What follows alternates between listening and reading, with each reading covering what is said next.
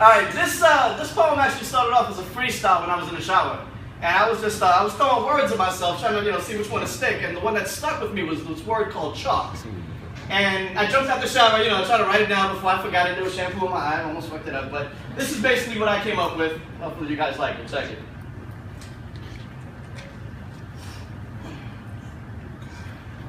I seen him outlined in chalk. I remembered I missed his call last night. He probably wanted to talk. See, I probably could have talked to him and put it all to a halt. So seeing him laid out makes it feel like it was kind of my fault. See, I thought the bullets missed him. Now I'm realizing that they hit him. Lord forgive him. Through all that evil in him, he had good intentions. Trying to get some money so he can feed his children at Christmas. See, this all happened just after Thanksgiving. He was the type who had a record so extensive he started forgetting how many times he had been arrested. But you know the system. Once it gets a grip in, it starts tripping. It does everything within its limits to keep you in it. See, here's a little bit of wisdom. Law enforcement, they like to target minority men and women and send them off to prison. So often it becomes accepted as a normal condition of daily living. Now the affluent critics who've never been arrested, they judge it from a distance and they blame minorities as if going to prison is something that we invented. Now I say we because even though I'm light-skinned, I'm actually Puerto Rican. Woo-woo. Yeah. And I used to get pulled over almost every other weekend when I drove a stereotypical Honda Civic. But I almost never saw a cop car when I drove a Dodge Intrepid. Marinate on that shit for a second. See, America's obsession with skin pigment is ignorance. In Puerto Rico, skin color is not even a topic of discussion. We don't even sweat it. But in America, its relevance and its prevalence, especially in the South, it has to be respected. Now, I can see some of you thinking, here he goes with this shit. I don't want to hear it. But you know what? Pay attention. I'm going to give you a really fucked up statistic. And I'm going to pause when I say this just to let it sink in. So listen. Not even counting the women. Today in America, there are more black men, just men, in prison than there were black people, men, women, and children in slavery at the peak of its existence. And you can blame politicians for the current social conditions, but it's corporations who've taken the rehabilitative system of American citizens and changed it into a business. See, they lobby politicians into shifting their political positions and creating laws that make it easier for you and me to get arrested and create repeat offenders. See, this is how they generate business. And prosecutors don't care if you're innocent. If they see that your case is twisted and there's no evidence to support it, they're supposed to set you free. But first, they're going to see if they can scare you to agree to a plea for a fee, because that's business. See, all they care about is getting that conviction, improving their win-loss records, and creating more felons and feeding them back into this modern-day legal system of oppression. And they don't care how they go about to get it, but they will look for the path of least resistance. So if you have the money for a lawyer and you can afford to make your case expensive, well, then you have protection. But if all you can afford is a public defender, then it's evident that the defendant is almost certainly getting sentenced. See, this is how the government exploits poor people and uses poverty to generate business.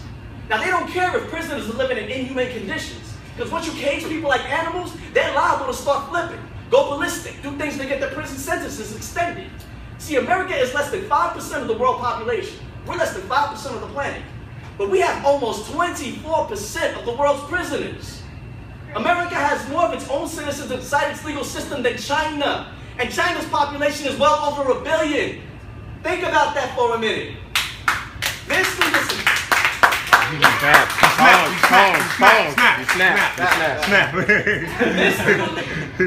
This legal system is not about justice. It's about making money for corporations, special interest groups, and politicians. Because let's be honest, if you go to jail and the prosecution fails to get that conviction and you've paid your money for bail, they should give you back all that money that you paid with interest and a little note that says sorry for the inconvenience.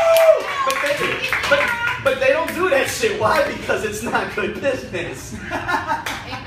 And a felony on your record? Oh, that's a sweet money maker. You lose your equality as an American citizen. You lose your right to vote. You lose your Second Amendment. I mean, you're basically 2 steps above a sex offender.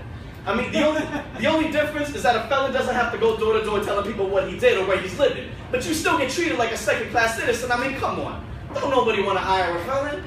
As soon as you mark yes on that application, there are no more questions. The owner of the business walks up to you and says, sorry, Mr. Williams, we already filled that position. And that's what happened to my homeboy.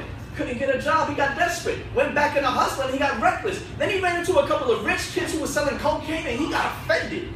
Because here he is, feeling like he has no other choice on how to feed his children, and these rich brats are selling drugs because they heard it was cool on some fucking rap record. I mean, personally, I think it's pathetic when rich children try to mimic the afflictions of ghetto living, but I guess when your money is long enough to outrun any prison sentence, it doesn't make a difference, because as soon as you get arrested, mommy and daddy are coming to get it. Woo! But poor families have to make life or death decisions. Do we bail them out, or do we pay the rent and leave them in? See, some ghetto moms will say, let him stay in there so he can learn his lesson. Not understanding the longer you leave him in, the worse he's going to be when he gets out, as opposed to how he was when he first went in. But that's a question best of left invested for another session. See, my homeboy was a good dude, not even a violent offender. He did stick up a store last night, though. Tried to call me before he did it. I'm really wishing that I was there listening, because, see, we were just chilling. All of a sudden, I heard a pop, and his blood I'm suddenly wearing, and he's at my feet leaking from his melon.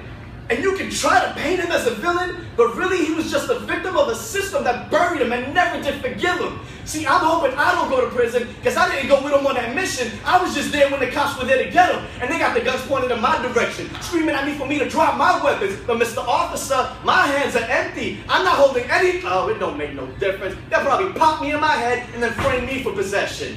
See, with my eyes closed and all them guns drawn, I didn't want to move an inch or even talk. Because if I twitched or even coughed, you know the guns were going off. And all I did was go out for a walk. Now I'm trying to stand up with my hands up, hoping I don't end up the next one outlined in chalk.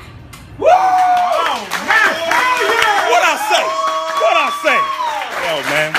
Thank you, man. Appreciate it. Hey, yeah, you're welcome. You're welcome.